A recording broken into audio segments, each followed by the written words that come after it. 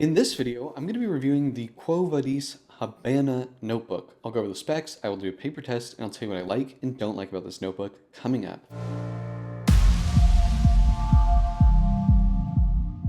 Blake here with Blake's Broadcast. On this channel, I review fountain pens, paper, and ink, and as always, I put links in the show notes in the description below. And if you haven't already, please hit that subscribe button, it really helps out my channel. Alright, let's get on with the review. This is the Quo Vadis Habana notebook, and this is actually a very old notebook. I've had this for a long time and I've been meaning to do a review and I just haven't gotten around to it. This is a kind of an interesting product.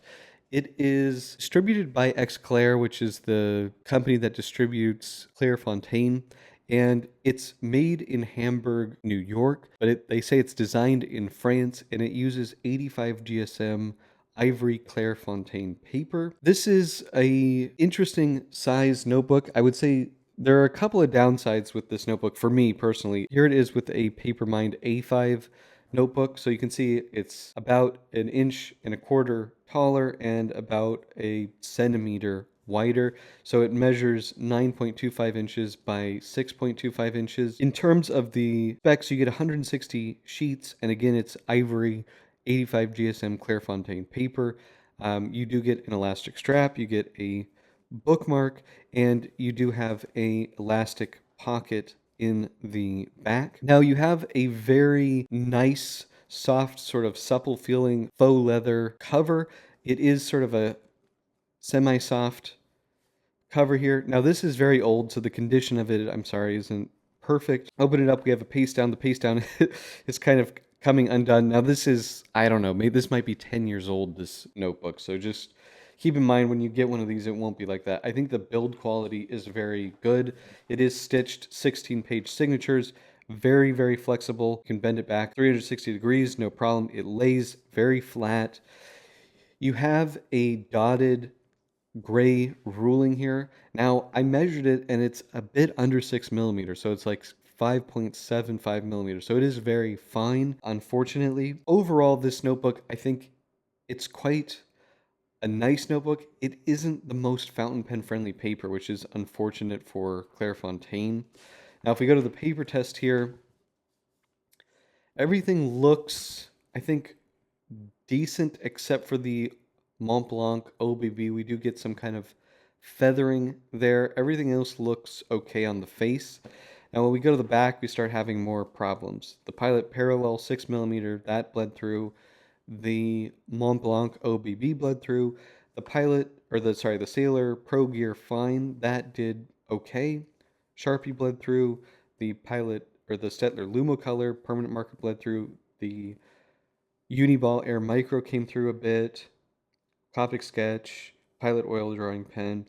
So I think this paper works best for fine fountain pens, for ballpoints, some fine liners, and gel pens is really where it is at.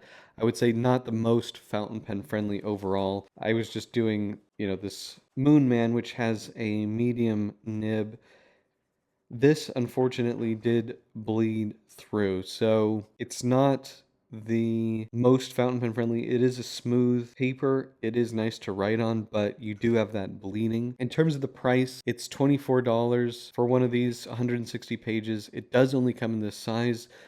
It's a well-made notebook. It's just not the most fountain pen friendly, but if you didn't have a lot of options, this could be a good choice. So what are my pros and cons for the Quo Vadis Habana notebook? Well, I think this is a really nicely put together notebook. You have a very nice feeling, kind of supple leatherette cover. It is a very flexible stitched binding. You can turn it around 360 degrees. It's pretty reasonably priced at $24, and it's an interesting size. I don't personally like the size, but if you wanted something that's just a touch bigger than a A5 size, you got something that's 9.25 by 6.25. So some people may like that if they want a bit more room. So nice option in that regard.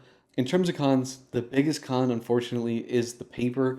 I do think it is nice to write on, but it's not great with fountain pens that are medium or wider. It does seem to be okay with the fine nibs, but it really can't handle too much fountain pen ink. The same thing goes for roller balls, but gel pens, ballpoints, and some thinner fine liners seem to be okay on this.